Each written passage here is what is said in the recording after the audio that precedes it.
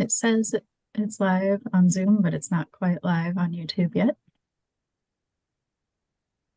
There's always that lag, right? Okay, I'm going to record on Zoom too, but we are live. Wonderful. Well, welcome in, everyone.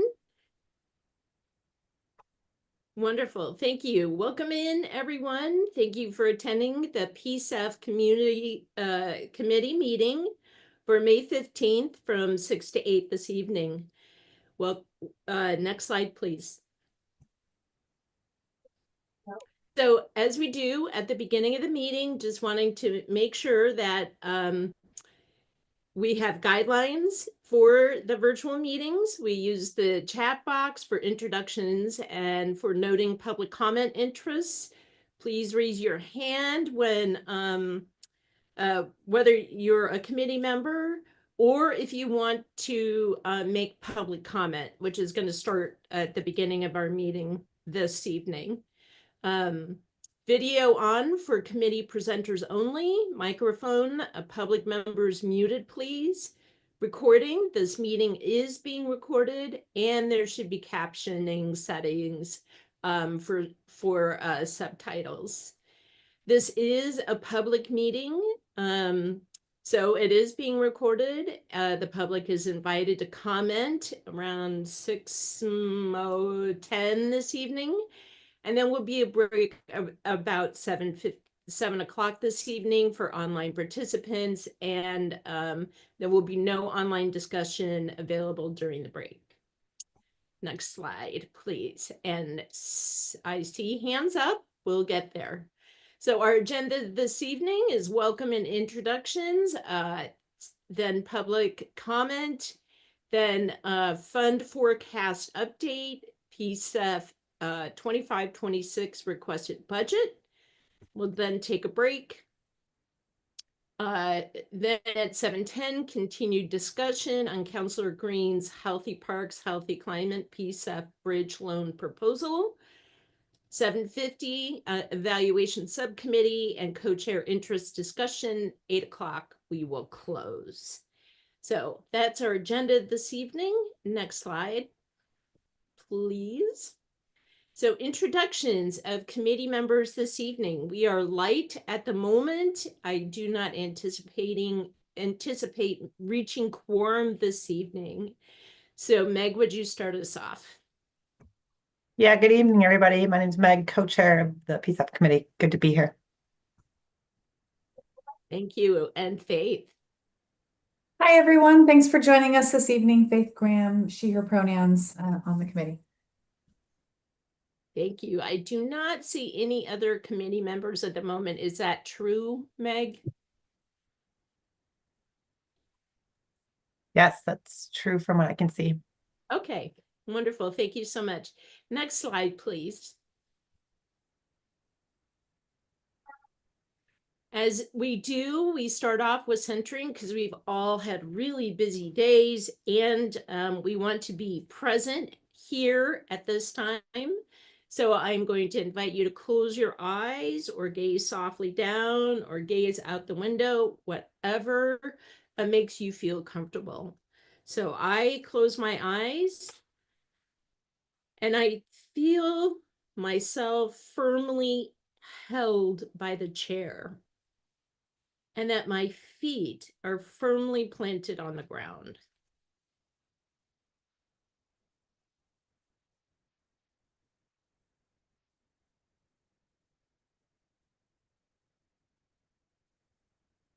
This helps me know and stay present in my body while having conversations, especially ones that can be emotional or high energy. So I invite us all to do box breath.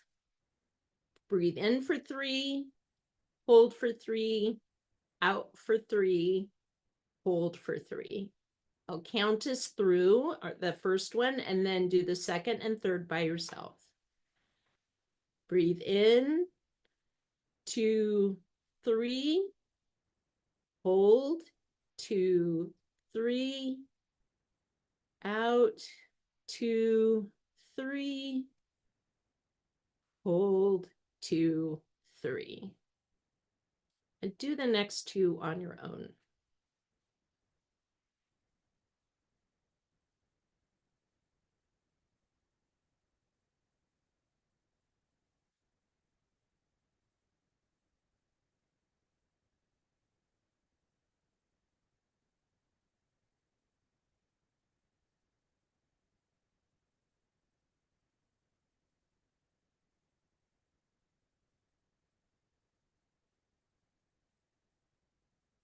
I invite you to gently open up your eyes. Big stretch up. Yes. Oh, feels so good. All right. Really important. Here's a strategy to keep you centered, to put you into your parasympathetic nervous system. So you're not in fight or flight. You're able to be centered. So that's why we do this at the beginning. So I can be a great facilitator, be present, help everyone move through the meeting, and all of us can do that together. So thank you so much. Next slide, please. All right, public comment.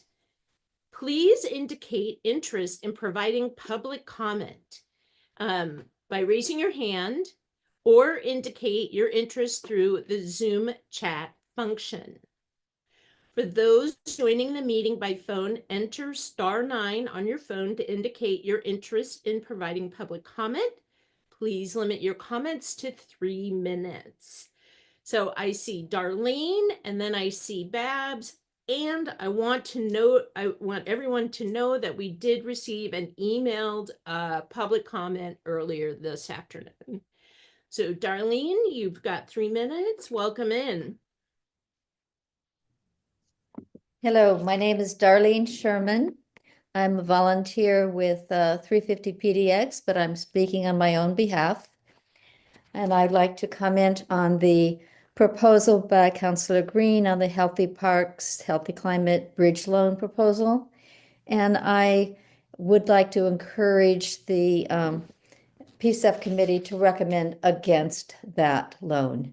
I think the PCEF is providing the interest on for the general fund to the point of what, $18.7 million, and is funding many aspects of city programs that are consistent with PCEF priorities, at least in terms of greenhouse gas emissions, and for some programs also with the equity lens. I'm concerned the proposal would use contingency funds, but I'm concerned that with the uncertainties of the national budget and what might affect us in Portland and Oregon, that the city might have a difficult time repaying that loan. And in addition, if things go south on the economy, that the PCEF itself may need to use that contingency if income is reduced coming into the fund, and use it for committed grants that are already in process. So thank you very much. Thank you. Really appreciate your comments. Babs, welcome in.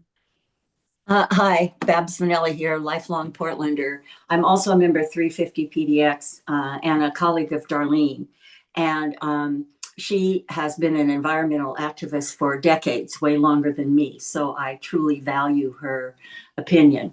In terms of Mitch Green's proposal, I must say I'm torn. I know that Councilor Green is an environmental champion. And I also know, as you all do, how the city council is tearing their hair out, putting in countless hours, trying to figure out what to do about the budget. So I trust all of you 110%. You know, I've been following PCEF for quite a while now. So I will support whatever you choose to do. And I am in District 2, North-Northeast. So one of my city councilors is Alana Purtle-Getty, the council chair, and Alana, Samir, and Dan, my 3 councilors, are having a town hall on Saturday, 2 days from now. So I will go and I will share whatever I can glean from this meeting tonight with them. Thank you. Thank you so much, Babs. Meg? Yeah, thank you so much, Darlene and Babs, for sharing your opinions and perspectives. I just want to reiterate that we, as the PCEF committee, really value input. And you're right that this is a challenging time, and so we'll have a lot to wrestle with. And I just appreciate hearing directly from 350 PDX and climate advocates. And I also want to note to my fellow committee members that we received at least one written testimony over email as well for consideration. So thanks for bringing your perspective. Thank you so much, Meg. Next slide, please. Fund forecast. I would love to invite Jess Klein in to take us through the fund forecast, please. Welcome in, Jess. Thank you. Hello, my name is Jess Klein. My pronouns are he and him, and I am the PCEF Fund Performance Manager. And what we're going to be doing today is we're going to be talking about the PCEF revenue stream, the fund health, and we're also going to have a brief conversation about the requested budget for PCEF over the next fiscal year. Next slide, please. So one thing that I wanted to do at the very beginning is kind of have a brief kind of conversation with the committee about actually hearing from me on a little bit more of a regular basis. One of the things we want to start introducing is more regular financial updates to the committee. And kind of as part of this, we want to kind of set aside 2 dedicated annual updates to the committee on the financial health of the fund. The first update occurring in October and November of each year to detail fund expenses for the previous fiscal year, the fund balance, expense forecast for the current fiscal year, and final previous year revenue. That will be after we have kind of closed all of the accounts for the previous fiscal year, and we'll be able to kind of give you all a really good update of kind of where we are with things. The second update is the one I'm doing right now, which is the spring update. And this update will be detailing our current fiscal year fund revenues, fund revenue health, anything that might be impacting that, and a review of the proposed budget. Again, this is a really good time for this because we will have received our April revenue at that point, which is where we receive a bulk of our revenue. And so we can actually give you a really good picture of here's where we are on the revenue picture. Next slide, please. So in summary, and kind of at a high level at this point, the overall revenue status for the fund is good, and it is meeting expectations. Our underlying tax liability, and the way to think about this is gross revenue, for this fiscal year is expected to come in between $200 and $210 million. Our actual collections, and this is what we net out of that, is expected to come in between $150 and $160 million. And the difference for that is due to something called credit carry forwards. And I'm actually going to go into great detail on those in a couple of slides. But that is what is kind of the reason why there is a difference there. The one thing we do want to put on your radar is that there is an uncertainty in the economic outlook at the moment. We don't really know what the impact of the tariffs are going to be at this point, and we don't really know what the impact of the overall economic picture is for the entire United States. I am in close consultation with the city's economists. We have been meeting on a pretty regular basis to see what kind of impacts this could have on the fund. We do not believe that we will have a really good idea of this until December of 2025. It's going to take kind of that long for us to really see what those impacts are. I will say, though, that we are doing monthly monitoring and pretty consistent monitoring of the fund revenue, and we're prepared to kind of adapt in case we start seeing severe impacts to the fund. Next slide, please. So our net revenue for 2025, and this is as of April 2025, our original fiscal year forecast, 2025 forecast was $193.8 million. Our revised forecast at this point is $154.727 million. And our actual collections at this point are $125.252. I can share that right now we're the window that we're kind of hitting is between 150 and 160. Looking at our receipts and our returns that have come in so far, even this month, which are not included in here, we're going to be on the higher end of that. We're probably going to land somewhere between 155 million and 160 million, based just off of the current receipts that we've already received for this month. But those are not finalized yet, and so we didn't want to put anything in here that wasn't finalized yet. So this is kind of where we are at the moment. Next slide, please. Credit carry forwards.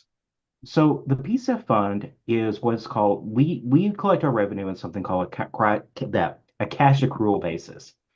And that means that as soon as the money comes in, we can use those funds. However, just like anybody does whenever you do your taxes, a lot of times what ends up happening is you overpay. And we get our taxes on a quarterly basis, and it is not uncommon. In fact, it's pretty much universally, excuse me, accepted that our ratepayers will overpay on those taxes. When they are able to reconcile that, when they file their taxes in April, usually with an extension to October, that is when that difference comes in, and that ends up getting applied as a credit carry forward. These are credits that taxpayers can use to reduce their current and future tax liabilities. This does make forecasting for the fund more difficult because you kind of have a really high year where you've got a lot of people who have paid over that have come in, and then they can use those credits at a future point. One thing that's important to note here is that credit carry forwards can be used at any point after they are earned. So the reason why that's important to understand is that even though the credit may have been earned 3 years ago, we could be having that credit used now. What's kind of happened this year is exactly that. We had a lot of businesses, especially because this was a very new tax, who were overpaying by a greater than probably normal amount, just because they didn't want to have a tax liability that they were owed. And so what they did is they overpaid, and this year is when they started taking those credits. And so we kind of have this higher than normal credit carry forward kind of banked into the system at the moment that is going to start working its way out. We expect, and again, we've been in conversations with revenue, we expect for this to level out within the next 3 years and stabilize at about 10 million a year. And in fact, our original forecast had actually expected about a $20 million use of credit carry forwards. It was just a much higher number than what was expected. This is going to have an impact of reducing the current available funds for the CIP by about $100 million over the life of the CIP. And I know that there's been a lot of discussion about kind of the potential reserve policy and those kinds of things. It's about the amount of money that we had set aside in as a potential reserve. It is not expected to impact program delivery at this time, though, and that is a really important part. At this point, we do not expect for this to have an impact on program delivery in CIP 1. We are exploring changing accounting methods for the funds starting with the next CIP cycle. So that would be an FY 29-30. However, there is a cost associated with that. If we change our accounting method, we would more or less lose a year of revenue on paper. And so if we're going to do that, we're going to have to be very thoughtful about that and make sure that everybody kind of understands what that means as we move into that time period. We still have some time before we would consider doing that, though. So just kind of want to put this on y'all's radar that we are kind of talking about what that might look like, because we do recognize that this cash accrual method does make the fund much more almost like a roller coaster that you kind of have to like, it's okay, we're going to have really high here and it might, end up going down unexpectedly, kind of like what happened this year. And so we are looking at moving to a different accounting method. But again, there's going to have to be some conversations about what the cost of that could be. Before I move on, are there any questions from the committee?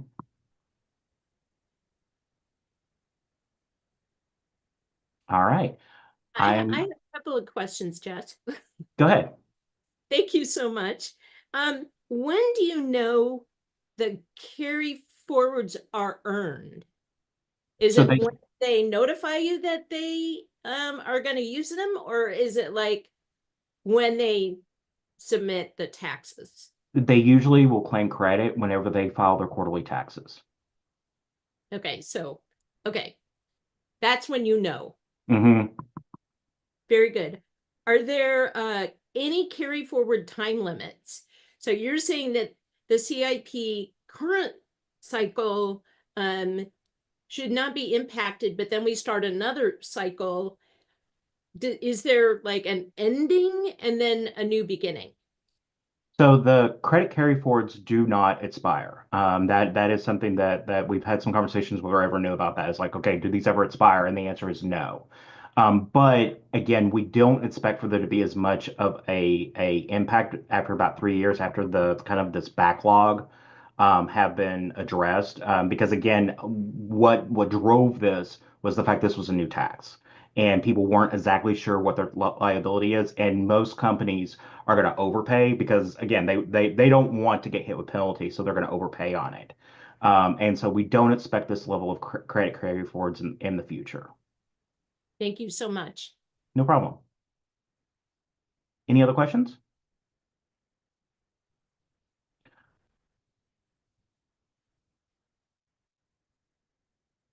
Meg? Yeah, Jess, I guess I wasn't sure how much more detail you're going to give before asking questions, but just you have that bullet. Can you say a little bit more? I'm just trying to understand, how does the reducing amount of funding by 100 million not expect impact program delivery, especially when I'm thinking about the slide a few before when you showed like we were anticipating a revenue, and I think that was about $50 million lower than forecasted. So could you just like explain how we don't think it's going to impact the allocated CIP? So there's two reasons why. One is, again, we've had these conversations about a potential $100 million reserve, and really what that has kind of ended up being is it's kind of was $100 million that just hasn't been fully allocated. And so because that money is available, that it's going to kind of dive into that a little bit. The other part of this and kind of the other side of the ledger, which I'm not talking about this evening, is expenses. We expect underspend. We expect for funds to be reallocated. And as we move through the CIP cycle, if we start getting to where like year 4 and 5, where we start seeing a problem, then that's where we may have to make some adjustments, particularly like say we have a program that may not fully use all of their funding. We could probably move some money in. If this goes over $100 million, then we are going to have to kind of come back and look at it again and maybe look at what the impact could be. But with it, the impact only being about, and I don't know, I'm saying only about $100 million, but with it being kind of right at that perfect number. And again, this was just serendipity, but with it being that number, it just so happens that's about what we have as almost like a cushion inside the CIP. Thanks for clarifying. Just a really important point, since there's been a lot of discussion about the amount of reserves, and of course we're talking about a proposal in a little bit about utilizing some money. So it's just really helpful to understand the context. And not a question, but just I'm so glad to hear about annual updates. I think a big struggle we've had in the past is not having clear forecasts in a timely fashion. So very glad that you're on board and going to be doing that. So thank you. And Absolutely. I'll also note a fellow committee member has joined, Robin. Yeah. Any other questions? Okay, if not, I'm going to turn it over to Sam for a quick presentation on the budget. Good. As I do that, I just want to make sure, Faith, was that your hand going up? Okay. So I think what I want to do here is just give you all a sense for what has been in our requested budget. That's some of what's been considered in part of the mayor's proposed budget. So first, this is just a little starting point of orienting you all similarly around our starting fund balance, essentially that we're expected to head into the next fiscal year, as well as the revenues we're expected through this fiscal year and the next subsequent ones. What I want to flag here is just what Jess flagged, and this is a set of slides that we shared with the climate committee of City Council and when we previewed the budget. And I highlighted that red on the slide here where it shows fiscal year 24-25, where that's where we're acknowledging there's going to be a decline in revenues. And so the graph to the right on this page is going to be slightly off, but I just want to note that. And so what this gives you a sense, and Meg, this comes back to what you shared, is just between our starting fund balance, our incoming revenues, and our expenses, we still at the end of the CIP period, we have this draft reserve which we're going to continue to to work through and refine over the course of the next year to firm up what our reserve should actually be. But that reserve is really a core part to why the CIP, at least as it's presented here, and given what we're understanding about the carry forwards, we think is in a good place. But obviously, as Jess described, there are many things that can change that. So moving on here, in this slide, what I'm diving into specifically the singular FY 25-26 budget that begins July 1st of 2025. And so what you see here, this is broken out into really 3 different sections. And in some ways, I'll start maybe to the top left here. This really includes the portions of our budget that we requested that relate to our BPS, all of the funding and the administration that flows through BPS. So at the top there, you have BPS's administrative expenses. It's largely comprised of staff and various other contracts that we may administer to support our work. Then you have our community grants, and that includes specifically our annual community grant cycles that we expect to award this next fiscal year, as well as collaborating for climate action. These are projects that were recently awarded and what we're budgeting for that this next year. And then what you have here is our PCEF strategic programs that are administered by the program. So this relates to our e-bike program, our strategic programs 3 single-family homes, our strategic program number 2, and a handful of others. So that's what that accounts for. And then there's some of the funding that flows through BPS related to climate work that was funded as part of strategic program 23. So that really comprises the funding that's really squarely related to BPS's budget. And that's what directly flows through the team and through the bureau. And then we have the non-BPS admin and other expenses. So that's below down to the left here. And so some of the non-administrative expenses, to give you a sense of what those are, that relates to funding that we provide for the revenue division, for example. And that might, for an example, just relate to what they use for collecting our resources. That may be funding we provide to in the budget for 311 related to an agreement that we're developing with them to support some of our work and provide some frontline call service support where community members are trying to access PCEF resources. So it relates to administrative expenses for funding that we provide for the procurement division, for our procurement services and some of the work supported there. So that just relates to other parts of the city that we support administratively that support essentially just the backbone of our work. And then there are other expenditures, and what we're capturing here, actually, I should say the revenue division sits in other expenditures. These other expenditures are revenue division, as well as what we've captured is that proposed interest transfer. And then to the right of this page is all the non-BPS budget items that relate to programming. And so what you see here is this is all the programming that is being administered by other city bureaus as part of our climate investment plan through the other bureaus. And so that captures the next year's budget. The one piece that's there is, I just want to note, the Chief Sustainability Officer is not a strategic program. That at this point, we're treating that actually as an administrative expense. And so I would say that's probably misplaced on that side, but want to acknowledge that is still a non-BPS part of the budget.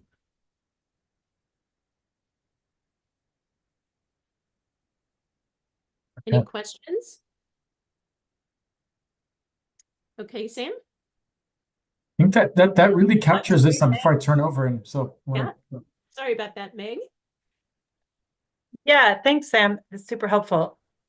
I could use, okay, so just help me, the non-BPS budget, these are yes, not the strategic programs. Can you say more about it? And partly, I'm just like, is that Water Bureau one, the funding we allocated, or would that be in the strategic programs, and are the strategic programs catching an annual shot over 5-year funding? Can you say more? The one reason I'm asking is because I didn't think we had funded the Chief Sustainability Office, and so I'm just trying to like understand. Yes, so let me walk through, because this is something we developed certainly when we presented in front of the Climate Committee. Generally speaking, and I think that you captured it, and that's where I was trying to be clear, on the right side where we say non-BPS budget, for the most part, that is our strategic programs that we are funding through city bureaus. So that Portland Parks and Recreation is going to comprise some of our tree canopy work, some of our work related to Mount Scott Community Center, I suppose. I'd have to get information to parse out specifically what's there, but it relates to strategic program funding for the bureaus and specifically what's being funded into the bureaus for the next fiscal year. So you get a sense. So those bureaus have a larger allocation over the 5 years, but this is the next that specific portion of next year's budget. And then I will note that yes, I think the one piece of this, and this is where maybe we can refine this and split this out differently. For example, I would say both at the bottom, the city budget office, as well as the chief sustainability officer, neither of those are strategic programs. Those would be considered administrative expenses. In the city budget office, I can speak to that. That's related to some of the support, some of the direct support they're providing to track our budget across bureaus. And then the chief sustainability officer that is a new addition to the program, but that would be conceivably we would see it in factored as an administrative expense. Could I ask a follow-up there, Sam? Mainly just, just in the title, I see resonance with what PCEF does. So it's not an issue I have on that side. Just curious, going back in time a little, like if these are major changes to the administrative side, is that, we request or expect that any changes to the CIP are noted to us and then published. Our administrative expenses, how are those decided? And we have a cap on those, right? That are updated. And I'm just trying to understand this overall context. Mainly, not any major fear now, but with the city's budget crisis, how much more might they start calling administrative expenses? And then they become a little bit outside of our overview. Yeah, what I'll speak to is administrative expenses are intended to support program administration. So, an example I gave, 311, for instance, or procurement, we support those. Those are funded on our administrative side so that they account for part of our 12% of our administrative expenses. And that's directly because they support our administration, helping administer and move our RFPs, or helping to be a call intake center to support helping community members navigate our program. So those are administrative expenses. That's what falls within what is that 12%. So I think that's what I can say about what should be an administrative expense. Yeah, so it seems maybe those two ought to go under the lower left table, perhaps under administrative, or I don't know. I think, yeah. I think there's ways in which we can certainly, I think in attempting to keep consistent with what we've shared in the past, I think there's ways in which we can redo these tables here. And then just one more comment, and I see Robin has something to say. And all these are like annual expenditures, but I assume the strategic programs on the left are ones that are not going through city bureaus. It's because the recipient or main applicant is a non-city entity. And then, but I assume these are like 1/5 of the overall allocation, or like something to be expected. And just one, so if you can confirm on me on that. And then an observation that we've made multiple times is, this just really does bring home the point that PCEF really is supporting a whole lot of the city's budget. I'll answer yes, correct. The strategic programs that sit within the BPS budget are ones that we administer that are externally, so that may be whether it's IGAs with other entities, that may be whether it is such as like our schools programming, such as the RFPs, the contracts that we directly administer for services. So they're flowing directly from us out. So that is correct in terms of what flows out of the BPS portion of the budget. And yes, the 143 million is certainly not an insignificant sum in terms of the support to other city climate work that's happening across the city. And these are just like 1/5 of the allocations, I assume, or something like that, because in their 5-year plan, we budget to approximately what we expected to administer. So what you'll see is next year, some of these figures should be higher. So it shouldn't be a straight one. It will not be an equal 1/5, just because as programs ramp up, they've got either differential spend. So I expect next year actually will be higher. We expect in some of these programs this year actually going to be because this is a startup year for many of the programs, that it'll still be a little bit on the smaller end. But we expect actually these numbers, at least on the BPS budget, to increase significantly next year or the following fiscal year. Great questions, Meg. Thank you. Robin? Yeah, hi. Sorry I was late. Not sure how to ask this question, so I think I'll ask it two ways. One, what elements of this budget are outside the traditional program administrative costs that we've typically incurred? And I guess more bluntly to the point, which items here would you say represent kind of a scope creep?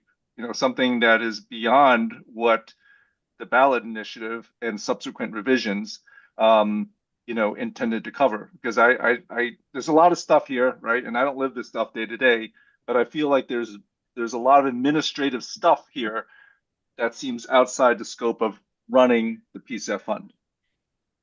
Yeah, I think Robin, what might be helpful is to spend some time, and we're happy to do this offline or follow up in another meeting to dive a little further into some of these at this point, because I think I'd want to, one, just get staff to make sure I can dive into each of these. I know, for instance, we spent some time with partners such as like 311, where they're an outfit that, for instance, has taken a significant call volume from Cooling Portland, but in addition to that, we're expecting them to take call volumes on our e-bike program, on our single family home program, and really ultimately be a navigator. So there's some places where we feel we can clearly talk through and make there's a pretty clear administrative function there that we can walk through. I think it'd be helpful for us to offline probably talk about the others and walk you through those. Thank you, Sam. Faith, welcome in.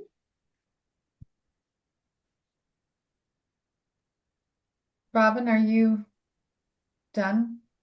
You didn't really give a reaction. Okay, thank you. Thank you.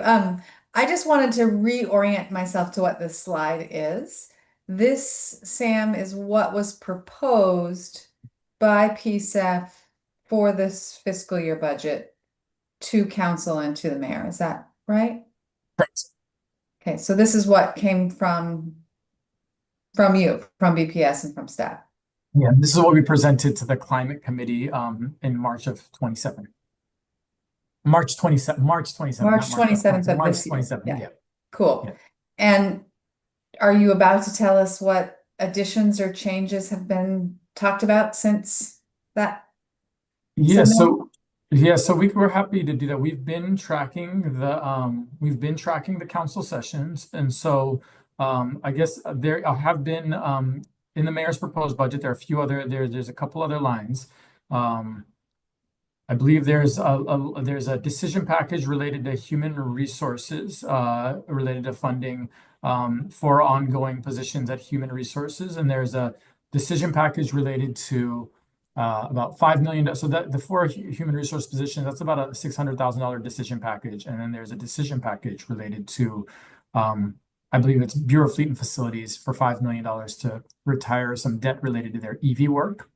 And then we are tracking amendments that have been proposed separately by council.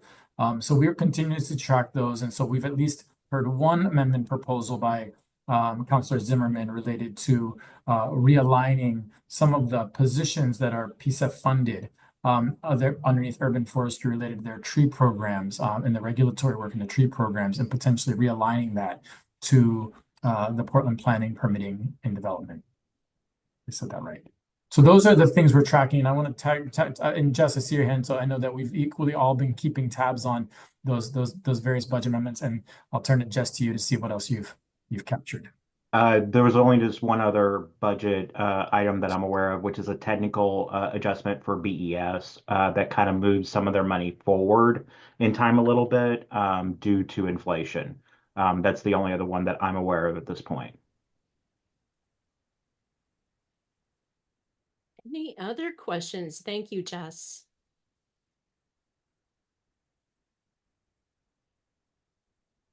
Faith? So you're tracking those things, but what happens with those things? I sort of suspect you'd ask that question, Faith. So this is I think that should council adopt those budget items, at least as it relates to, and specifically, and I think so, maybe I'll try to parse the conversation out, at least as it relates to programming that impacts the essentially the climate investment plan. This is programming dollars related, not administrative dollars, and I want to separate those two. At least as it relates to programming dollars, we would come to you all and as part of the annual update process, which we'll tee up here at the very end of the meeting. And the expectation is that then if council adopted that decision package related to increasing Bureau of Fleet and Facilities funds, we would bring that to you all, work that through the CIP process, and there'd be at least a decision point, at least a recommendation point for you all on whether to, as part of balancing, continue to balance the fund in our investments, whether you would be adding those resources to Bureau of Fleet and Facilities existing allocation, and therefore amending and reducing resources elsewhere in the climate investment plan, or whether you would be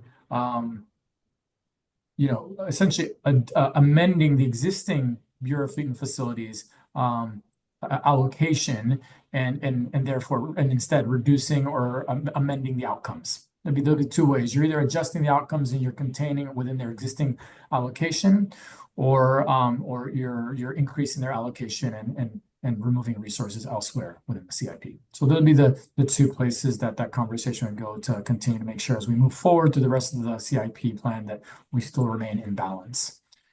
And then on the administrative expenses, I think what we expect to do here is essentially we will be doing an admin funding review next year. There's a lot of places where we want to make sure that as part of our investments we're making across the city that we're continuing to get essentially the appropriate support that's commensurate with that investment. And so that's something that we will be commencing next year as we build our capacity to do that work effectively. Go ahead, Faith. Sorry, one more follow-up to that. I really appreciate that that we need to do a deeper dive into the admin costs and obviously right size and balance the value received for the services paid for. So thank you for that. Is there any current risk of going over the statutory, or maybe that's not the correct word, but the limitation on admin percentage? Turn it to Jess here. I know Jess is tracking this one closely. No, not at the current time. We actually are tracking this pretty. It's really funny. I actually had a meeting with our financial manager a few hours ago, and this was a conversation topic that we were having in light of, we're at budget and everything else. But no, we are not in danger at this time. We are tracking that in future years there may be, just due to inflation and everything else, that it might be there. But at this time, we're actually nowhere close, so we're good right now. Okay, so it's not impacting ability to hire, for example, for No. staff. Okay. No, I think where we want to be cognizant and sensitive to is just obligations that are ongoing, because I think, as you know, we're continuing to right size the program to essentially make sure that we're able to manage these resources and be accountable to these resources. And that means that we're going to continue to grow and catch up to the body of work we've committed to. And so I think we've got an eye towards that, and yet we also want to be sensitive to the fact that there are bodies of work right now that, just the team and others are all too well aware that we consistently tease out and we say, oh, we need to actually be tracking that as well. That's a commitment that we've made. And so, and those take resources. So we don't want to forestall that, but to Jess's point, in this near term, we're good. Welcome in D'Angelo and Meg, you're up. Yeah, I think, you sent the slides in advance, so I see the next slide might show this better. But there may be more comments for like public awareness or reflection point rather than questions. But Sam, would you mind advancing? I actually, Megan, I did not include that slide in this deck. I know which one you're talking about. And it is Oh not yeah, because you there. sent us a version a couple hours ago that I pulled up. Like I can dig that up. Well, it shows it in the table too, Sam. It's just another way of showing it, or it's like a little bit more detailed. And that one's looking over the 5-year CIP, where this is just 1-year annual. But an observation I have, and I think the committee has raised consistently over time as a concern, is I look at this and I see 65 million for community grants, which is in the ballpark of what was approved by voters and supported by 66% of voters or something in 2018. So I feel good about that. And I noticed that going to the city is like a lot more than going to community grants. And, we just keep hearing more pressure to do that. So it's not really a question for you, Sam. It's just a continual reflection point that I do think our role as a committee is to continue to advocate that those community grants don't get an increasingly smaller portion of this pie, even in this city budget era. So that's a question. And I think Faith, and we've kind of surfaced my other concerns, which is just, is this what we approve with the CIP, or are there like sneaky changes that are happening that aren't being publicly shared in the way that they ought to be? And you've kind of answered that one already, but I'd just be curious if you or anybody else has reactions to those 2 points I raised. I think what I would say, and I'll stop and let others respond, is there, a big part of getting the climate investment plan was certainly moving, getting out there and seeing what's working, what's not. I think that annual checkpoint is going to be important. I mean, this year is going to be us really, I've said it before, to manage expectations. It's going to be us figuring out how to do it, because there's a lot of information, and figuring out what can we reasonably adjust in that time frame and understand and make adjustments to is going to be key. So let's try to get the process right and the flow right, knowing we're going to make mistakes and want to improve on that next year. I think just given where we are, next year is going to be, and when I say next year, I'm really speaking to fall of 2026, is where internally we see a more significant opportunity for a major for reviewing the expenditures and making those adjustments. And so we do see that. We certainly hear you. We've heard that consistent community concern that there isn't enough resources heading towards our community grants. And so, and at the same time, we expect that conversation point to be something we bring back to you all when we have more information to really speak to how are our bureaus doing in terms of spending, so that conversation is on equal footing with how are our community partners, how are other strategic programs doing, so that we can make sure that we are aligning resources where they can do the most good.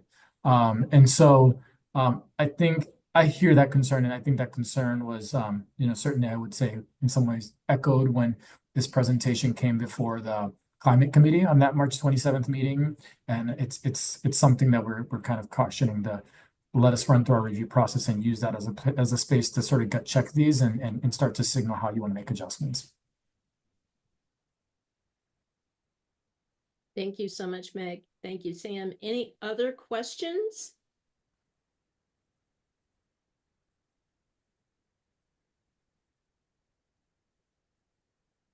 Okay, I do suggest that we take a break. I would like us to break until 7:10. And we come back, I'll come back at 7:10, please.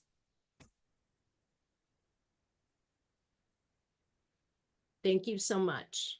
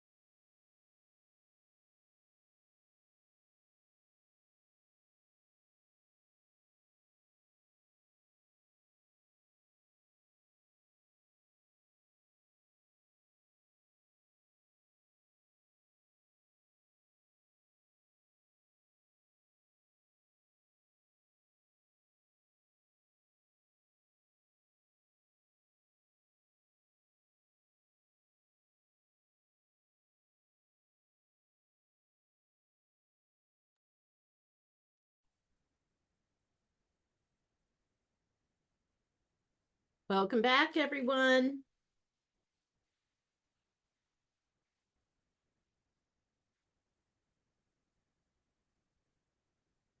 So thank you so much for being here this evening. We're going to continue on with the discussion that we started back on May 7th on Healthy Parks and Healthy Climate Plan. Councilor Green is here with us this evening. Welcome in again, Councilor Green, and Ranfis is here with us also. So welcome in. Thank you so much for having us back. Mm-hmm. Did you want me just to jump right in, or Yes, are there please. slides Yeah. that I should? Okay, looks like we got Go right slides ahead. here. Before we kind of get going, I think my intention tonight is to really give you guys an update on what we did since we last met, because we got a lot of feedback. We thought really hard about, you know, the nature of this proposal, taking that feedback to heart.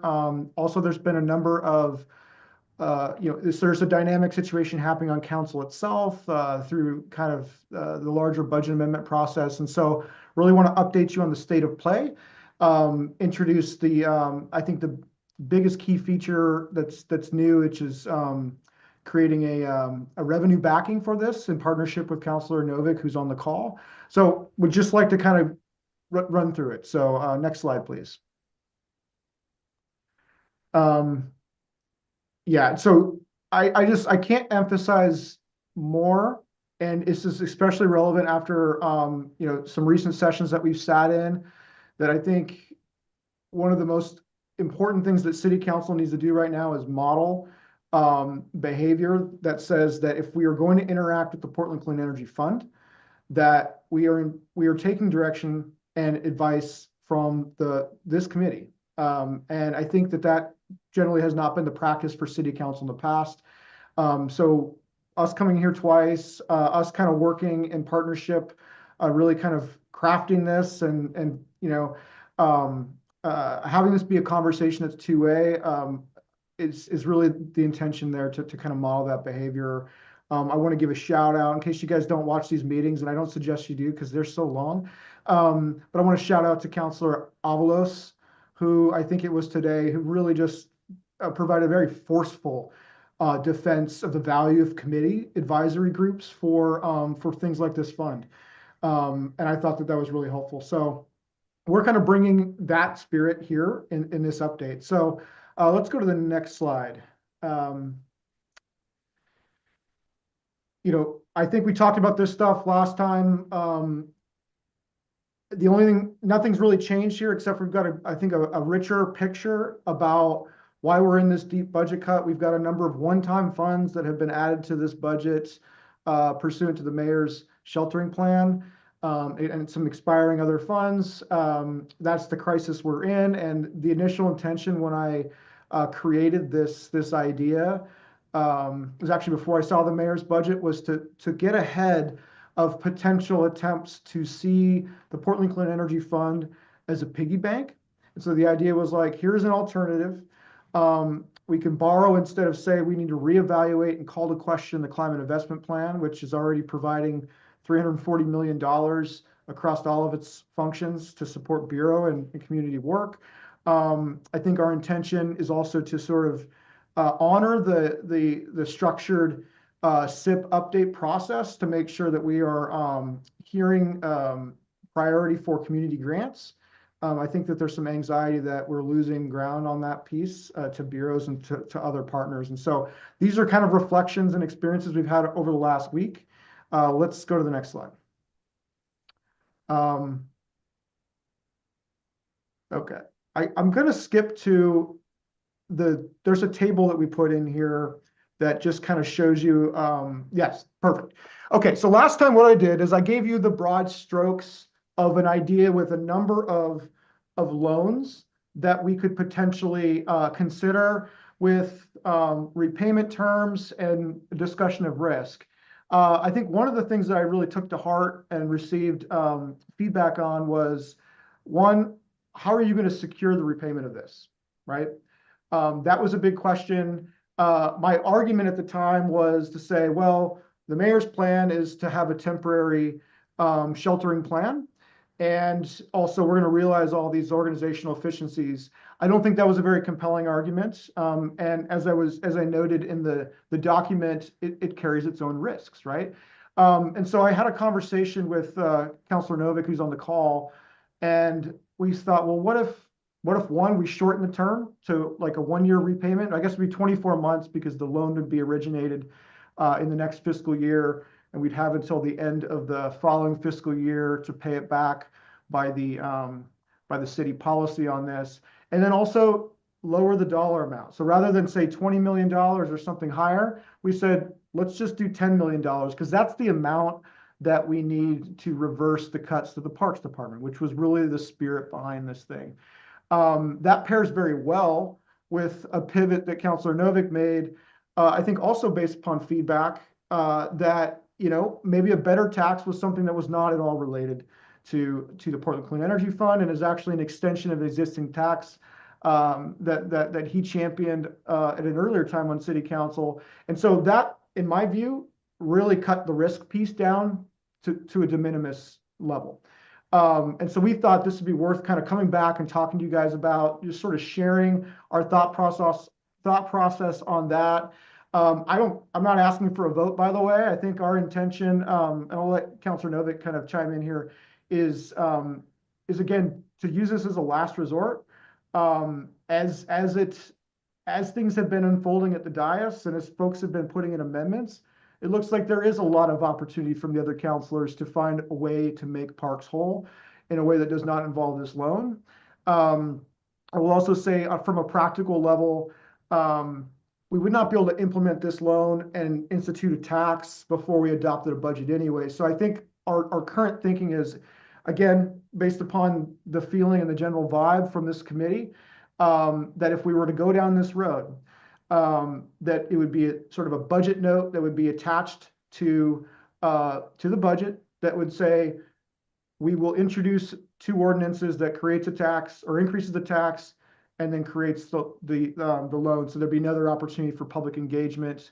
We would need to secure the votes from council and have that as a process. So I'll just pause there for a second. And then I think I'd like to let Councilor Novick speak to the tax piece and kind of your reflections over the last week, if you'd like. Sure. Thank you, Councilor Green. Yeah, thanks for having me. So, given people's concerns about the idea of increasing the gross receipts tax that funds PCEF and dedicating that to the general fund, I started thinking about other potential sources of revenue and started wondering about the potential of increasing the tax surcharge on the business profits tax that I championed back in 2016, where we companies that already pay the business profit license tax pay a higher rate if they pay their CEOs more than 100 times what they pay their median worker. And at the time I introduced it, not so much as a way of raising money, but as a way of sort of an attack on inequality. So it's a 10% surcharge on companies that pay their CEO more than 100 times what they pay their typical worker. It's a 25% surcharge on companies that pay their CEO more than 250 times what they pay their typical worker. And the profits tax, of course, falls on all companies that do business in Portland. Only a tiny fraction, like 1% of the companies subject to this CEO pay ratio surcharge are in the Portland area. So I asked how much money the tax was raising now, and it was somewhat higher than the last time I checked. It was 6.8 million. And I said, well, what if we made the penalty 50% for companies that pay their CEOs more than 100 times the typical worker, and 100%, in other words, raising the tax rate from 2.6% to 5.2% for companies that pay their CEO 250 times what they pay the typical worker. And it took a while for them to calculate, the revenue office to calculate how much that would raise. And they came back and said, well, it would raise $27 million, but given the vagaries of tax filing and tax payments, it actually wouldn't be available until 2026, 27. And I thought, okay, well, there's no help in this budget. And then I suddenly thought, well, wait a minute. Mitch had this proposal to borrow money from PCEF, which I was a little worried about because I was worried how we pay it back. But actually, if we're going to have significantly more money in 26, 27, we could pair the two. So we started having that conversation. And again, this proposal is only an increase in an existing tax mechanism that already goes to the general fund, so it doesn't raise, it shouldn't raise the concerns that people had about using the gross receipts tax that funds PCEF. So that's our idea. And as Councilor Green said, there's going to be a lot of back and forth on the dais in the next week. And it's possible that we'll all agree on enough offsets to cover all of the add-ons that we all want and the recoveries we all want. It also strikes me as extremely possible that it will be a nightmare to get to consensus, and having $10 million to put on the table for the next year would make it much easier. And actually, and one thing is that a number of people have proposed ways of saving money that sound intriguing, but the relevant bureaus say that it would be the end of the world. So we've only been there 4 months. There's some issues where I kind of feel like, well, we might be able to save that much money, but I'm not sure we'll all feel ready to sign off on it now. And so if we have a bridge to get through the next few months, then we can probably return to some of these revenue saving ideas as we go along. But as Councilor Green said, a lot of people are very interested in not cutting the Parks Department, which is taking the biggest cuts. And some of us have ideas about how to smooth that over, but others have ideas about other things they want to do. So again, we might get there without a $10 million loan, but it might be a huge help. Yeah, thanks for that. And I just want to kind of add another nuance that's really, really, really important. Is that at this point, I am not interested in bringing a loan ordinance without passage of this tax. And so in some sense, my position at this point is like, I heard these concerns. There's a lot of areas that we need to engage on council right now. And creating a deeper level of anxiety for the environmental justice community is really not my intent. My intent is to actually provide some like a bulwark and a defense. And if that's not working in that direction, that's not what I want to do. But if the tax piece can pass and this can help avoid some very costly and disruptive cuts that we would want to keep anyway, because of cash flow timing issues, then it could be potentially something very valuable and novel to consider. But we wouldn't really know what the need is until after we've adopted a budget anyway. So that's kind of the broad update. Maria, am I missing anything relative to this? Because we could go straight into Q&A on this. I just want to make sure we're thank you. I'm happy to be in this space with Councilors Novick and Green. I'm Maria Sippin, they, she pronouns, Chief of Staff for Councilor Green. I've really got to witness the collaboration with our offices. I'm really proud to witness the fact that they're still trying to find efficiencies in this budget. They're working really hard to generate revenue through some of our ideas and to be really thoughtful. So this, I just want to emphasize, is a last resort tool.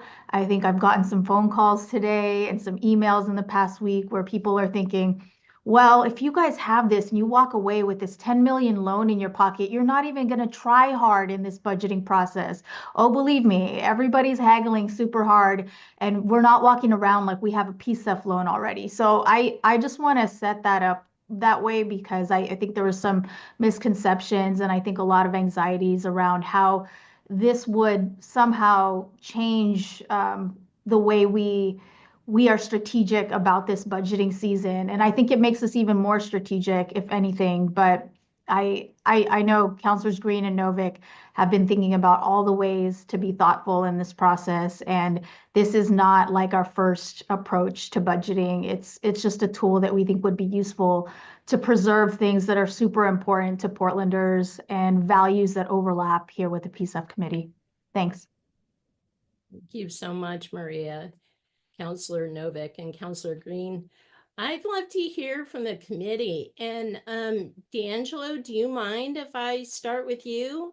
Put you on the hot seat first and say. It's only hot if you're not ready for it. Don't worry. No, I want to apologize for my tardiness.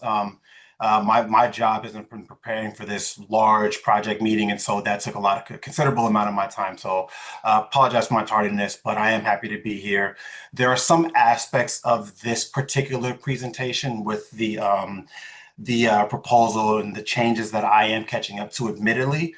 But I did get a chance to read through it during the break. I'm still kind of putting my thoughts together as a whole. But the first thing that stuck out to me, I do want to show gratitude for Councilors Green, Novick, and Maria for really showcasing the intentionality of how important it is to keep this fund whole and to make sure that this fund consistently serves its purpose and serving community and not coming to take money or request the money rather from the fund or from the committee without having an actual tangible plan to pay that back in kind in a reasonable time span.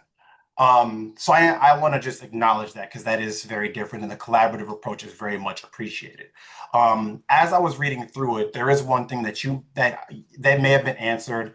I would just like a little clarity. And so when I was reading through it and I wrote a note, it makes a note about borrowing against the fund during the period in which it is in surplus on an annual basis.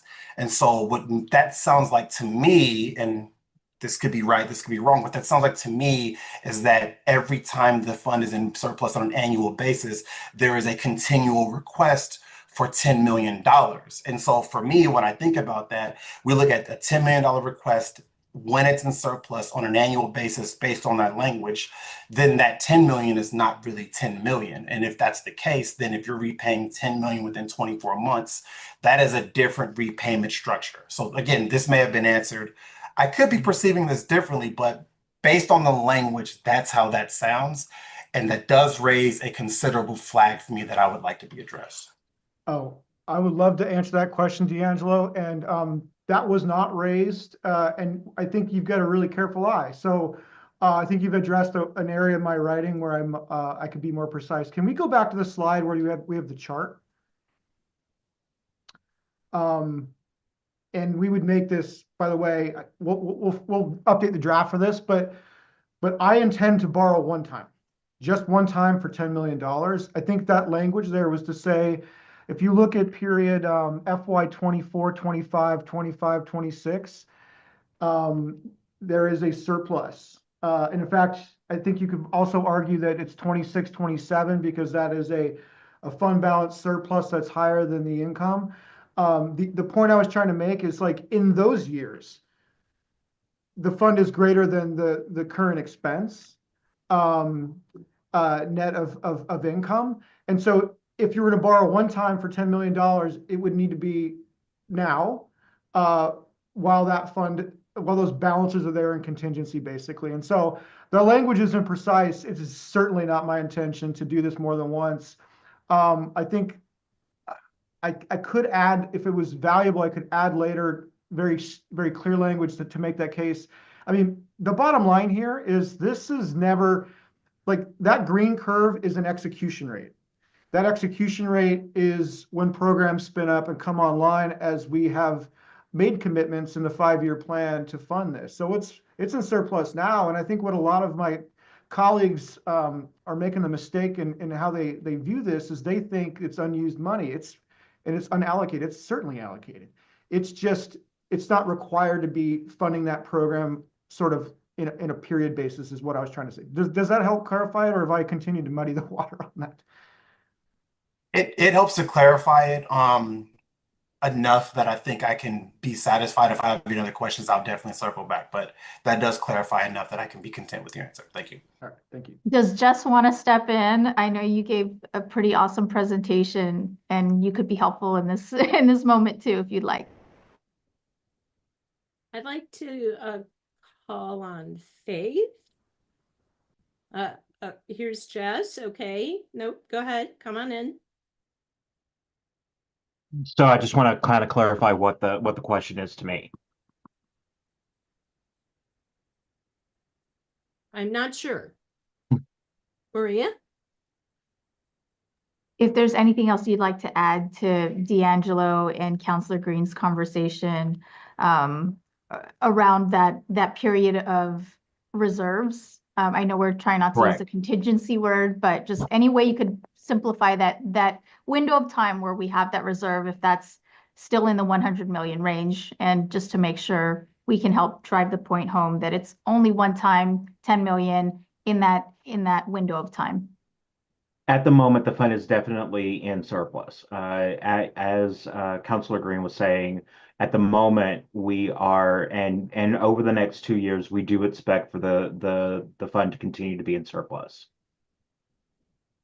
Beautiful. Thank you so much. Faith, welcome in.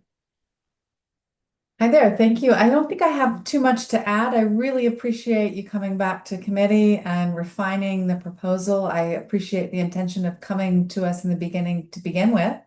And the idea of your intention behind this is really as an alternative to using PCEF as a piggy bank. So I really, really appreciate that intention and the two of you working together particularly. So thank you for that. I also heard a commitment that this is of last resort, and also that the repayment mechanism that Councilor Novick has proposed and this particular loan are tied together. So that also gives me comfort. And I also heard you say that this will need to come, I mean, given the timing, that this would need to come back anyway. And so I just thank you for being so upfront and for being proactive. And I understand that this is at the moment a potential as a last resort and a bargaining chip, but not active also at the moment. So appreciate it. Thank you. I don't have any other questions. I don't have any questions. Thank you so much, Faith. Ranfees, welcome in. How are you this evening? Hey, good. Hope you're doing well as well, Dr. Moses. And hi, everyone. Thank you again, Councilor Green, for joining us, as well as you, Councilor Novick. And thank you again, Maria, for the presentation. I have a couple comments and a question. My first comment is, if your intent is one time, just clarify, make it a point that's one time. So if you need to put it the fiscal year, just to clarify that as a one-time thing, I encourage you all to do that. Just be clear, be consistent. Because I think from Angelo's, question here, like I'm still getting those mixed signals. So if the intent is one time, just add better clarity to that. My question, so I heard sort of a note around a budget note and then an ordinance. So please help me understand the distinction here between what you're thinking about in terms of a budget note for borrowing and then an ordinance for borrowing. So can you help us understand that distinction? And then I have a follow-up comment to that. Yeah, I'll get us started. Councilor Novick, please save me if it looks like I'm going sideways. The budget note is a tool that City Council has to basically signal intentionality that we want to take some action within the fiscal year that the budget covers. So after we've adopted a budget, they basically have the same force as a resolution. But the idea would be something like this. I'll just give you an example. Say we balance a budget, but it's still, the outcome is that we're only funding parks through the end of the summer or something of that nature. And we want to ensure that we've got parks made whole for the full fiscal year. We could put a budget note in and say, look, we intend to bring a two-part ordinance, one that's dependent upon the other, or maybe it's a single ordinance. We can figure out what that looks like, but that would be an option to make parks whole for the full year. So this would be an after we've passed the budget option. It then provides direction for council to expect that ordinance to come through. The ordinance itself is the fiscal tool. It's the thing that creates, you need to pass an ordinance to create a change in a tax, and you need to pass an ordinance to do an interfund loan. That would then reference that budget note. So it's sort of it's kind of an indirect chain. It basically, it's a signal that we still have a tool in our bag to enter the fiscal year and address a shortcoming in the budget. And I think that's the idea. We still have to convince our colleagues, and we still have to convince the court of public opinion that it's worthwhile to raise a tax. That might be pretty challenging. But I think the budget note would be very clear in saying that the loan side of it is conditional upon passage of the tax. So I wouldn't want those to be two separate budget notes, and I wouldn't want them to be like, well, we're going to sneak in the loan without the tax. Because if you pass the loan first, you're not going to pass the tax, right? So you have to pass the tax first or simultaneously with the loan. So that's the way that we're considering it. But it certainly wouldn't become a part of how we balance the budget because we've already adopted the budget. So I'll just pause there and see if there's any need for clarification. I just want to add that we have to adopt, so the first version of the budget on May 21st and the final official version on June 18th. But we can always amend the budget after that. So I think that the timeline, if this all worked out, would probably be something like if we adopt a budget that people aren't quite satisfied with, but people are open to the idea of increasing the tax surcharge, then we come back and we pass the tax surcharge, followed up by an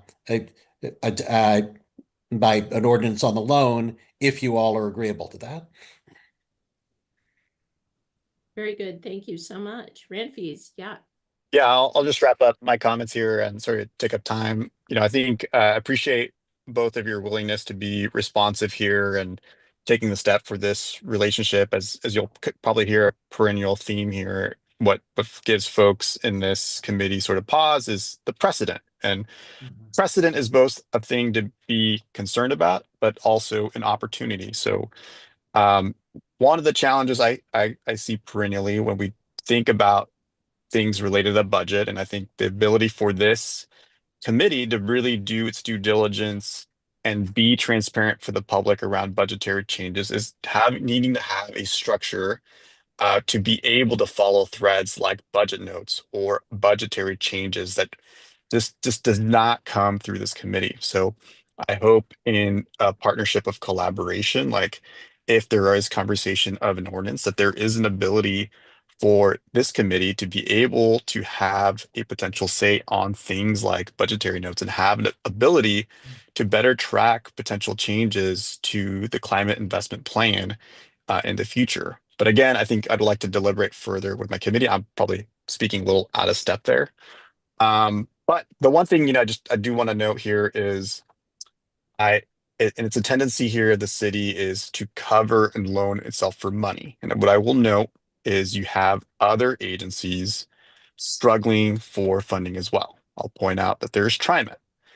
How will we handle if TriMet comes to city council saying that they also need a loan for a fund? They could make an argument that a loan to transition buses that have been purchased since 2011 that could use an upgrade. Those upgrades could reduce emissions, move away from diesel vehicles or renewable diesel vehicles to more lower or higher efficiency vehicles. Those are things that are without precedent, like you're opening the precedents for that. Another entity that could come to you all saying we also need a loan are school districts that could say, hey, we're strapped for cash. We're not seeing the same match for federal or state funds.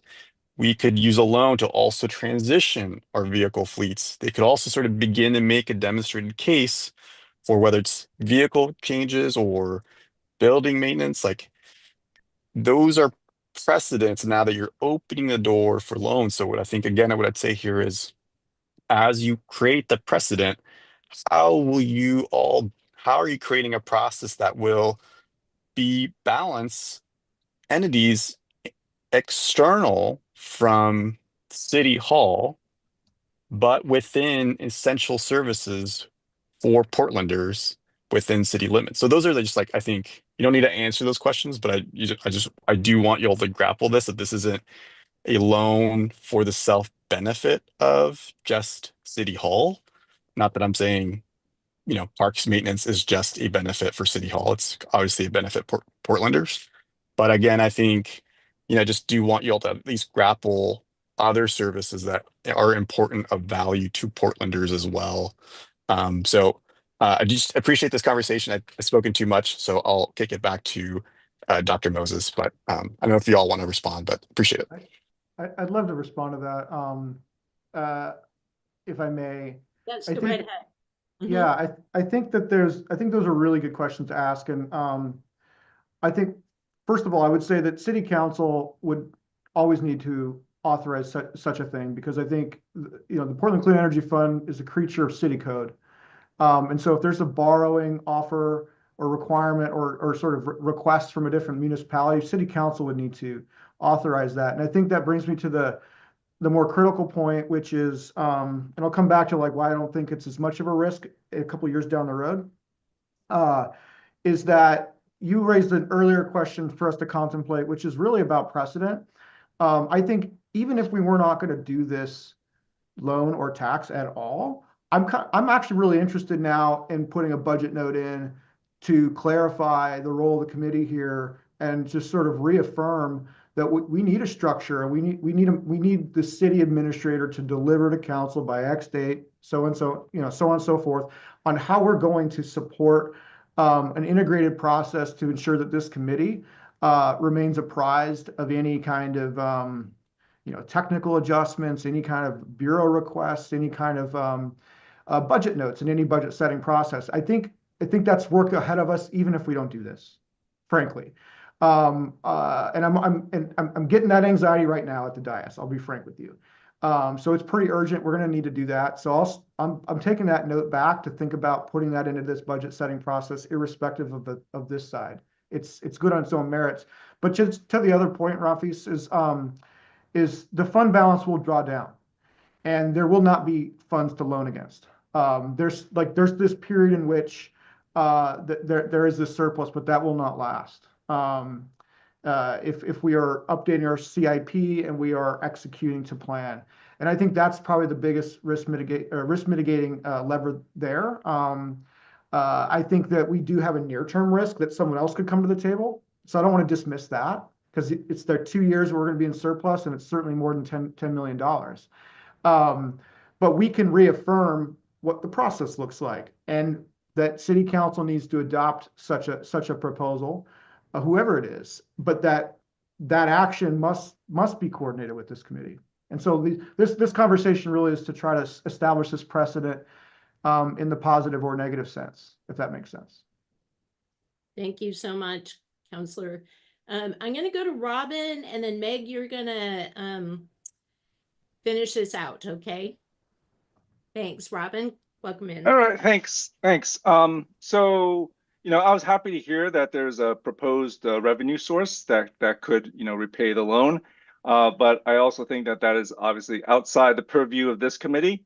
Whether this CEO tax or a dog tax or any other type of surcharge, that's not our involvement.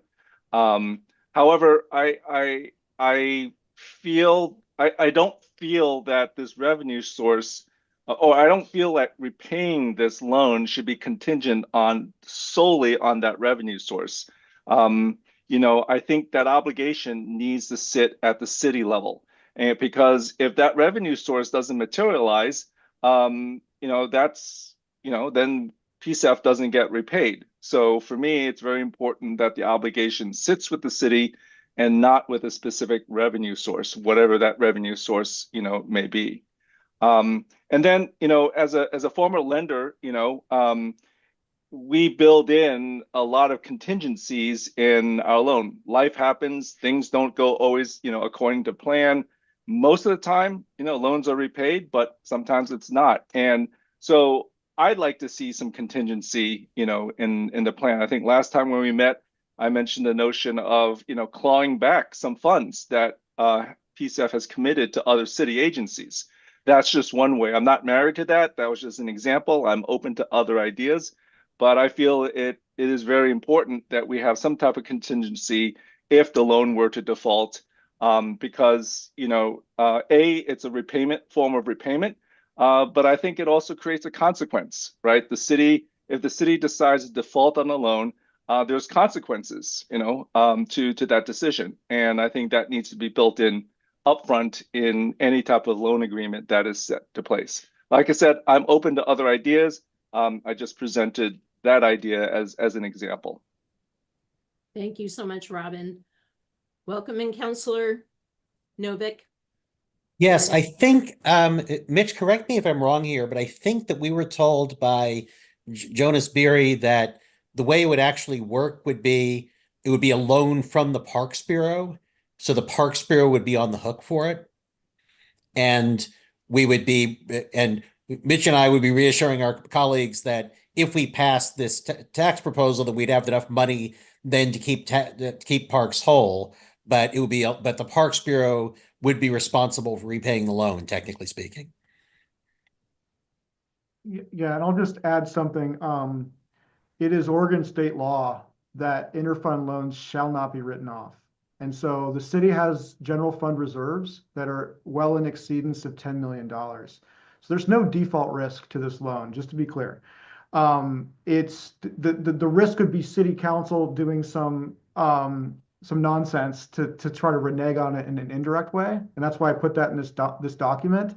But if it's backed by this tax, you've got really quite low risk that you will be faced with default risk, or you'll have to trigger the city's reserves policy. So there are multiple backstops here from a contingency perspective. Of course, I think I said this last time, if we do decide to introduce this, and that decision will be based upon a combination of need and also a feeling that this is something that wouldn't violate our relationship and our shared understanding of what this precedent looks like, then I'm happy to put a contingency in there that says we'll do a clawback. That's my response to that, I guess. Thank you so much. Maria, briefly, and then Meg, please. Thank you. Robin, that feedback that you gave around, reallocating some CIPs, allocations to the bureaus, I thought that was quite interesting. And after you said that, more people brought that idea to me. I won't name any names, but I would just say that I think there is an interest to even reevaluate the CIP. While we're on team like protect CIP at all costs, let's not shake that up right now. I think what that tells me is that there's a lot of interest and appetite to be more participatory in the CIP process, where council, PCEF committee, and folks in the community can work together to dream up the next CIP update together. We don't know when that will happen or how that would look like, but just say we are totally interested in how the PCEF committee wants to re-envision that. And if there are some adjustments to the CIP that need to be made sooner, we'll follow your lead on that and, find some champions in council to help make that happen if needed. But I just think with this CEO tax increase revenues, that we would hope that tapping into the CIP or changing it up would not have to be necessary. Thanks. Thank you so much. Meg. Yeah, thank you, Councilors Novick and Green. And I think a lot of my comments or thoughts have been addressed already. So I'll just say a few things and appreciate your spirit of collaboration and respect for PCEF. And I see you both as climate champions on the committee or on the council. And I'm glad for that and glad you're here tonight to dialogue with us and mutually respectful and problem solving approach. So appreciate that a lot. And I'm also very empathetic to the challenges of Portland's budget, like many other cities in our state and lots of levels right now. And I appreciate how you're trying to problem solve for all that. I like the changes from last time, the lower cap of 10 million. I understand the parks need, and I do see a nexus with climate. I wish it weren't parks on the cutting block. And, this is maybe a little outside of the scope, but I wonder why parks is the one put forth on the cutting block. I did have some questions around Ranfeast's point on precedent. That's always my concern. I don't have a lot of strong reservations against this specific one, but it's what doors does it open? So as much as you can close doors and make it really specific to a very specific one case, climate nexus, and beyond climate nexus, because Ranfeast raised other points that even with the climate nexus, PCEF is not an unending pot of money. And in fact, I'm forgetting his name, our staff from PCEF gave us a presentation before you arrived, Jess, about the upcoming revenue forecast for PCEF. And we have a lot of uncertainty like everything else does. And it seems our $100 million reserves is actually probably mostly going to be spent with rising costs and other issues. So it's just, we don't have a lot of leftover money just floating around. And anyway, I guess I say I have some tentative trust, in your approach and thoughtfulness and the backstops and the small amount and your conversation and responding to Robin here about contingencies. So, and I get you might not even move this forward. It's just part of a bigger negotiation. So I guess I say all this to say my support is, kind of lukewarm, given all those concerns. It's not a firm no, and I just hope that's I guess what I'd say. Thank you. Okay, thank you so very much. Thank you, Counselor Green. Thank you, Counselor Novick. Thank you, Maria. We're going to go ahead and transition on to our last topic, which is evaluation and recruitment subcommittee and co-chair interest. So thank you for that conversation. Thank you. Really Thank you so appreciate- much for having us. Yes. Take care. Thank you. So Sam, you're teed up. Okay, To thank help you. us with this next part. Thank you, Dr. Moses. I know we are getting close to the end here, so I'm going to keep this largely fairly brief, but just want to thank our counselors also for joining us this evening. So this is to get teed up in large part for the fact that one, we've got a few things. We've got evaluation work that's coming up in large part because we're going to go through a climate investment plan update process. And so wanted to start teeing up committee interest so that when we come back next month in June, we can essentially pick folks that can be on that subcommittee that are going to shepherd and go through the process with us this first go around. So folks that that's I think that's the ask, and then also equally to talk about co-chair interest, as we'll talk a little about those obligations, but we've been thankful to have had Meg serve in that role for a little over 3 years, and then Ramfis come into this role and I know that's part of Faith and Ramfis's terms coming off. We are just thinking through how do we seamlessly also go through that process. So we'll talk about co-chairs as well and tease out interest so we can discuss that next meeting and ideally have a vote. So I just have 2 slides here. I'll keep us tight. One to talk about essentially the expectations of the work on the evaluation subcommittee, and then the expectations of the work of the co-chairs. And then I'd encourage Meg or Ramfis to chime in there. So this is a slide that I shared with you all in March. There's a lot of words here. You don't need to spend your time looking through this. I think what I'm going to say at a high level here, I just wanted something to background. There was previously an evaluation and reporting subcommittee. Now, this body is not going to be focused on much on defining what reporting is. It's going to be focused on that evaluation. And so this, again, is going to be really getting to this fall update of the climate investment plan, a process that we expect to be annual. And so what we're looking for is folks that are interested in working alongside staff over about 2 to 3 meetings a month between July, August, September, and then really heading to a full committee. And we would be briefing the committee in those large, in those meetings once a month through that process, but ultimately getting to a November update that would be recommended to the climate group. And so that's largely, we're looking for folks to think about that. You'd be sitting with staff. What we would be doing is working through our community grants, our strategic programs based on those that have been begun implementation, and then ultimately also reviewing some city-led strategic programs. So the focus would be on those that are led initially by the PCEF staff and programs, and then those that are city-led with an expectation of at least 2 to 3 meetings a month, so the staff can work through that content with folks. So that's really the ask here. I think you should expect, generally speaking, meetings during the, well, let me not comment on meetings. We'll doodle once we figure out who's interested in it, but that's really the ask here. And I know there was an ask also. We know that some committee members are going to participate on our community grants review panels. We think that some of that work may overlap with some of the evaluation and subcommittee work that's going to be happening in July. So I just want to acknowledge that that's going to be a place where there may be some overlapping effort if you're thinking about that work on the review panels. That work will largely take about a month. And yeah, there's going to be about, just to be blunt about it, it's probably, you all know, you've been on review panels, about 40 hours of review or so forth. And so that would likely have a little bit overlap in that July timeframe, just so that contextualize the effort. So that's really the ask here. Really folks that are there to help us think about the process and largely to dive into some of our programs that are up and running. And then go ahead, Dr. Sorry. Just no questions. Okay. Keep going, Sam. Sorry to interrupt. Yeah, no. This is literally, I think really we want you all to think about this, follow up with us so that essentially we know that folks that have, so when we come in next meeting, we've got a sense for those that are interested. We're looking for ideally, 2 to 3 members on here. It will certainly take more. And I'll just acknowledge and remind folks that as we're running on a shorter committee right now. We have 7 members. We will get back up to 9 here.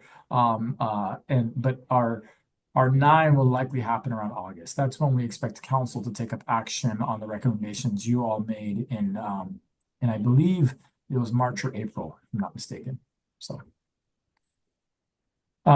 okay. And then the last here is co-chair role. So this, I had to dig this back up, but this is co-chairs, and we're trying to tighten up and get in better practice, but 1-year terms with maximum 3 years of service. And these are the responsibilities in the bylaws: convene and conduct regular special meetings, encourage full and safe participation of committee members, assist in building consensus, and ensure participants abide by the committee's working agreements, and ultimately working with staff in developing agendas. Obviously, there's a lot of other things that I know Ramfis and Meg can speak to, including attending city council meetings to represent the committee, signing correspondence on behalf of the meeting, the committee being a point of contact for media, making sure the committee gets the required business and so forth. So that's equally just some of those, some of what we gathered out of the bylaws here. And so I think here our main point was to kind of tee this up, see if there are questions from you all about the roles, so that between now and next month, you all can have conversations with us, express your interest, so when we come into our June meeting, we're ready to take action on both the evaluation subcommittee and getting folks seated there, as well as giving Meg and Ramfis some well-deserved time back. Sam, what is the average amount of time for co-chairs per week or per month? Ooh, I'm not sure that I can speak to that. I think I'd turn to Megan Ramfis, who've been putting more time, a lot of time. I can say a little bit more. It's probably a little bit highly variable. In a quiet month, we really just meet off cycle with the full committee meeting to talk through agenda and just cover stuff that's going on. So that would be like a light month. But then there's heavy times when things are just changing and evolving and dynamic. And so sometimes that means responding to media requests. If you want to, you can always choose not to. And then Ramfis and I have been busy this first few months of this year meeting with all the new councilors and the mayor. So that's been some extra workload that would look a little different, I think, once those relationships are established. And then, yeah, I think those are probably the main things. There's a lot of dynamic nature to this. So that's what I have to say. Ramfis, do you want to add more? Yeah, I feel I think you captured it well. I think Meg's become a very much a go-to media person, and I think I've been a master scheduler here with council. But I think it's kind of I just want to say, like, I think, I just want to sort of say that the roles of the chairs are fluid. I think everyone should feel empowered to make it their own. I think everyone should feel empowered to delegate responsibilities between the committee, like what this work can and should look like. I think last time we had co-chairs, like I think Maria did a really great job. I think there's just conversations just historically just making sure that we're approaching this work without burning ourselves out. So with that said, like, Meg and I did choose certain levels of activity, but I think that's not to say it's written in stone. So I think chairs should work and rely in tandem here with Sam and the PCEF team, as well as being comfortable with delegation. So just want to note that. Thank you so much, Ramfis. Thank you, Meg. Anything else, Sam? No, thank you all. Absolutely. What a wonderful meeting, everyone. I'm going to adjourn this meeting at 7:59. Great evening.